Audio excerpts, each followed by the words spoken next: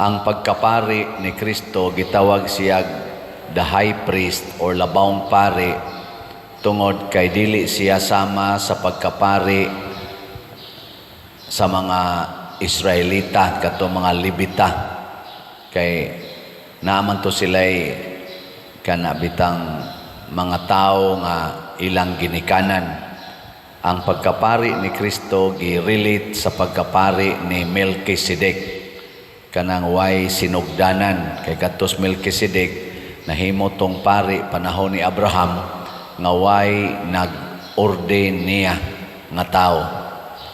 Kami sad karon kaming among pagkapari tungod kay gi-relate man ngadto ni Kristo mao sa nang gitawag sad mi og pari sa laray ni Melchizedek.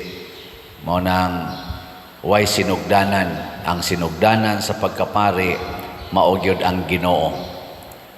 Unya mao na ni ang usas gipasabot nining atong unang pagbasa nga niingon diri ang inigkabasa nila sa balaod ni Moises gitaptapan gyapon ang ilang mga mata ug ang ilang salabutan matud pang San Pablo sa iyang sulat ngadto sa taga-Korinto.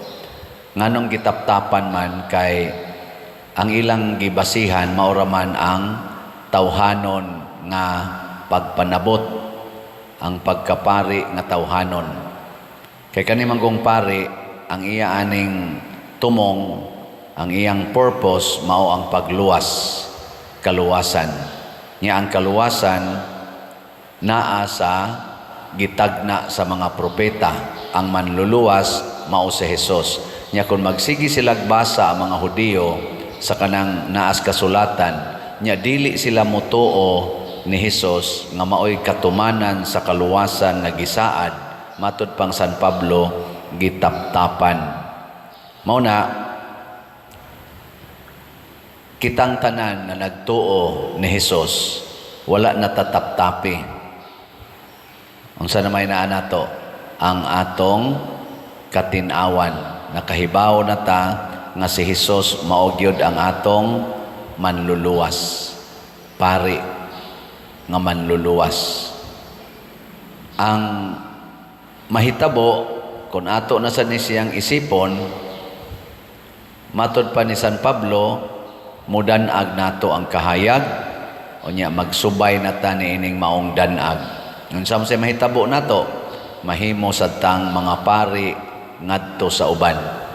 Mo nang ningon si Jesus diri sa atong ebanghelyo, kung ang inyong pagtuman sa balaod sama lang sa mga Parisiyo, di gyud mo katsulod sa gingharias langit, dili mo maluwas. So kitang tanan maluwas ra ta kun mosubay sad ta sa pamaagi ni Jesus, dili ka nang gitudlo lang sa mga tao. Ug unsa may gitudlo ni Jesus? Ingon siya diri, niingon man ayaw pagpatay. Kana balaod man gina, thou shall not kill. Pero dili na sila makialam kung nasuko ka. Gani ang mga Parisiyo sige magkasuko ni Hesus, sige sila kalagot ni Hesus. Di na sila ana particular, para nila dili sala ang kasuko, ang sala ra ang pagpatay. Pero si Hesus nag-ingon, kanang giingon ayaw pagpatay, dili ra maoy likayan. Ang tinuod gid ang makaluwas, ang paglikay sa kasuko. Ngano man, kay ang kasuko maunay hinungdan nganong mupatay ang tao.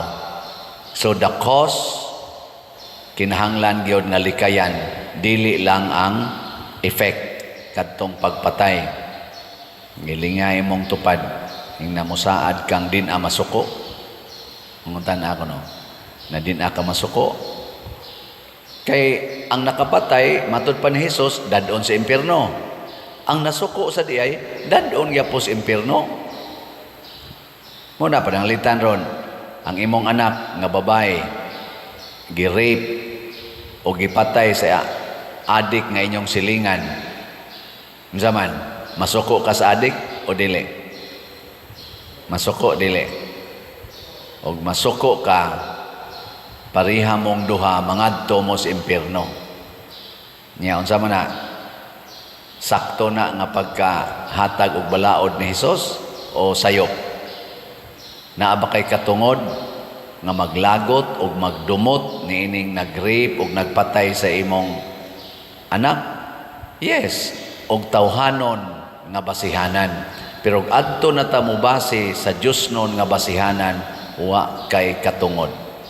Nga naman, kay kadto sang nag-rape ug nagpatay sa imong anak, na biktima sa tusiyawa, luwasonon to siya. Kay kinsa may luwason, ang makasasala. Mao na ang tinuod nga pari, muluwas sa makasasala. Unya kay ang makasasala, tinaptapan man ang mata. Pag-anhin ni Hesus sa kalibutan, wa siya dawatas mga makasasala nga mga pangulong pari, gani gipatay gid siya. Nireklamo ba si Hesus? Nireklamo ba si Maria? Wala. Nga naman, nasayod man sila nga inigkamatay na ni Hesus, inigbitay na niya sa cross, mabuka ang mata sa mga makasasala. O diha gasugod ang kaluwasan. So kung kita musod ta aning Hesus, musunod ta, kinahanglan kita magpakamatay. Kinahanglan kita magantos para sa makasasala. Muna, iampo nato na kita untang tanan nga nagsigig simba, kamao na giyong mupakamatay, kamao na giyong muhigugma sa mga makasasala. Muna'y trabahos pare ang pagsigig ampo o pagsigig antos hangtod sa kamatayon. O kung ato na nang buhaton, daghan giyong maluwas. Ang ato karong mga politicians, atong iampo, ay karon sugod naman tingali ni sila aning ilang trabaho, kay na-elected naman ni sila last month. Magsugod gid unta sila antos og alagad nato, dili magsigi lang og paantos sa pipila ka mga tao niya, pahayahay sila silang kaugalingon. Moro ba na isagad sakit sa mga politicians? Di gyud mo antos para sa nasod, magsigi ra gid sila pahayahay nya. Kinsa tong muguba silang kahayahay, ila dayong dumtan, ila dayong lutuson. Pagkaluoy, kita'y musamot og antos nga mga nagantos ng daan. So nagkinahanglan tag mga pari nga mao si Kristo.